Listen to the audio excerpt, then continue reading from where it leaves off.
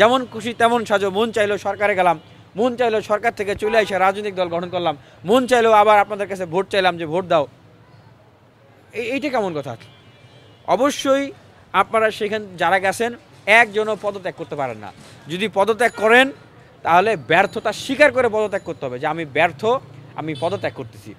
আপনি যদি ব্যর্থ হন, তো ব্যর্থ লোক এসে আপনি আবার রাজনৈতিক দলের নেতৃত্ব দিবেন, মানে আপনার কোন নৈতিকতার ভিত্তিতে, কোন নৈতিকতার মানদণ্ডে? এইটা তো আপনি করতে পারেন না। আপনারা আছেন আপনাদের লাইনে, আপনারা বৈষম্য বিরোধীর প্ল্যাটফর্মকে ব্যবহার করে অভ্যুত্থানটাকে আপনারা ক্যাপিটালাইজ করে আপনারা রাজনৈতিক দল করবেন, আপনারা ক্ষমতায় যাবেন। এটা তো মানুষ তো বুঝতেছে, কিন্তু এখন হয়তো আপনাদেরকে সেভাবে কোনো প্রশ্ন করতেছে না।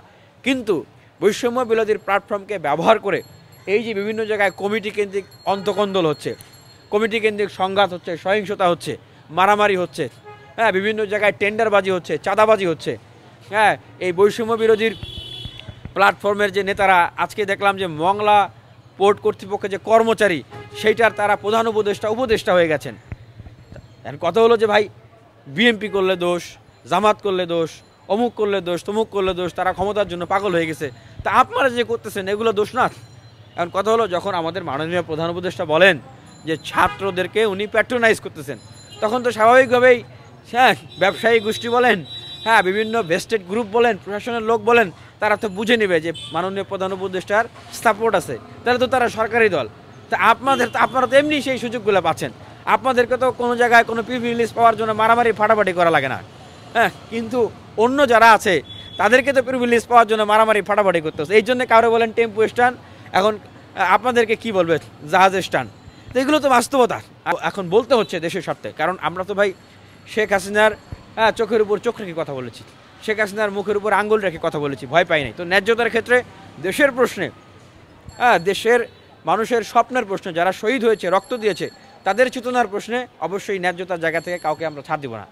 দেখেন, আমাদের মাননীয় প্রধান উপদেষ্টা উনি ওনার মতো জায়গা থেকে যখন কোনো একটা গ্রুপকে রাজনৈতিক দল গঠন করার জন্য বলে যে তাদেরকে আমি সমর্থন দিচ্ছি, অন্যদেরকে বিপুলভাবে অংশগ্রহণ, অন্য দলকে বলে যে তারা ফিরে আসলে আওয়ামী লীগের ক্যারেক্টার নিয়ে ফিরে আসবে, তাহলে কি উনি ওই জায়গা থেকে নিরপেক্ষ থাকেন না?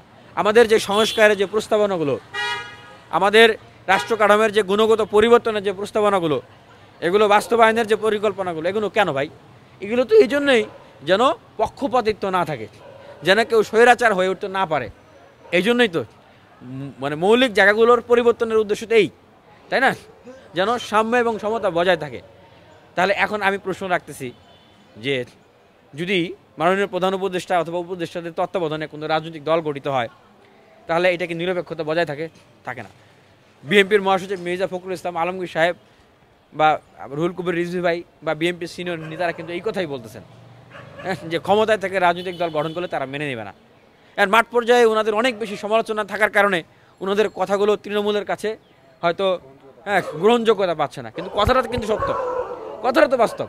এই যে সরকারটা আছে, এই সরকার থেকে যদি আমাদের ছাত্র বন্ধুরা পদত্যাগ করে আইসা যদি তারা রাজনৈতিক দল করে এবং এই দল যদি আবার যায় ইলেকশনে অংশগ্রহণ করে, তাহলে দেখেন আমাদের এই ছাত্র বন্ধুর কেউ ক্ষমতার ভিতরে আছেন এবং যেই মাননীয় প্রধান উপদেষ্টাদের প্যাট্রোনাইজের দল গঠন করছে, সেই দল ইলেকশনে যাচ্ছে, আবার তারাই ইলেকশন পরিচালনা করতেছে।